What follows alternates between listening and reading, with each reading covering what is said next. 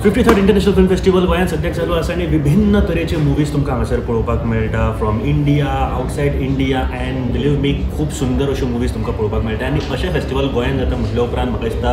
एक सोनेपे सुहागा म्हणपाक शकता बट येस हांवें एक्चुअली हांव मराठीन सुरवात करेन मी एक्चुअली मराठीत सुरू करणार होतो पण आत्ता ऐकलं मी तुम्हाला कोंकणी खूप आवडते तुम्ही गोव्यात पण शूट केले गोव्या म्हटल्यावर सगळ्यात आधी तुम्हाला काय वाटतं जेवण जेवण हो जेवण म्हणजे food I love seafood त्याच्यामुळे मला मासे खायला खूप आवडतात गोव्यात आल्यानंतर मला असं वाटतं की गोवा जितकं इतर वेळेला सुंदर दिसतं त्याच्यापेक्षा कैक पटीने सुंदर ते पावसाळ्यात दिसतं पावसाळ्यात गोवा एक्सप्लोअर करायला खरं तर कोणी येत नाही पण एकदा येऊन पहा तुम्ही पुन्हा नव्याने गोव्याच्या प्रेमात पडाल आणि ऑफकोर्स मुंबईत राहून मुंबईमध्ये जरी बीच असला तरी इथे समुद्रकिनाऱ्यावर शांतपणे बसणं हे खूप वेगळं आहे मुंबई इन्फ्युजेस स्पीड इन यू पण इथे असं खूप शांत वाटतं आणि मला असंही वाटतं की गोव्यामध्ये एक जगभरातल्या लोकांना सामावून घ्यायची जी वाईब आहे आय लव्ह दॅट वाईब आणि ऑफकोर्स मला असं वाटतं गोव्याचं वातावरणच तुम्हाला मेंटली खूप रिलॅक्स करतं you don't want to think about work when you come to Goa त्याच्यामुळे मला असं वाटतं प्रत्येक भारतीयाचं काय प्रत्येक देशाच्या बाहेरच्या लोकांचं पण फेवरेट डेस्टिनेशन गोवा आहे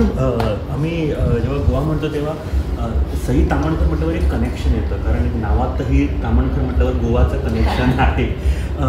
तुम्ही गोव्यात तुम्ही शूट पण केले याच्या आधी खूप फिल्म शूट केले हॉलिडेसाठी चांगलं वाटतं की शूटसाठी व्हॉट डू यू थिंक हॉलिडेसाठी ऑफकोर्स कारण जेव्हा तुम्ही काम करता तेव्हा तुम्ही एका झोनमध्ये असता तुम्हाला बाकी कुठे आज हे खाऊया किंवा आज इकडे बाहेर जाऊया किंवा आज असे प्लॅन्स बनवायला वेळ नसतो त्यामुळे मला असं वाटतं की मला जर गोव्याला यायचं असेल तर मी ते शांत डोक्याने काम सगळं माझं संपवून आराम करण्यासाठी रिज्युविनेट होण्यासाठी फ्रेश होण्यासाठीच येईल मस्त आणि last question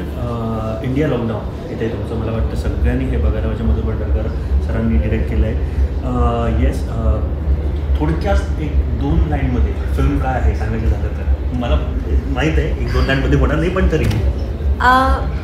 I try my best मला असं वाटतं की ह्युमन स्पिरिटची गोष्ट आहे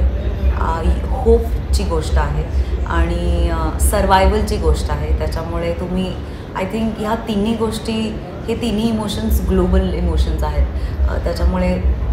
देशाबाहेर देशातली सगळी लोकं रिलेट करू शकतील कारण ह्या तिन्ही इमोशन्समधून लॉकडाऊनच्या काळात आपण सगळे गेलो आहे and it is not one sentence कारण एका वाक्यात इंडिया लॉकडाऊन काय आहे एक्सप्लेन करणं खूप मुश्किल आहे पण ह्या सगळ्या इमोशनमधून आपण गेलो असल्यामुळे ही फिल्म प्रत्येकाला रिलेट होईल याची मला खात्री मला वाटतं खूप चांगलं आहे मी त्याच्यानंतर पॉंडिचेरी एक वेगळी फिल्म आम्हाला बघायला मिळेल आता India lockdown ma'am best of luck आणि येस खूप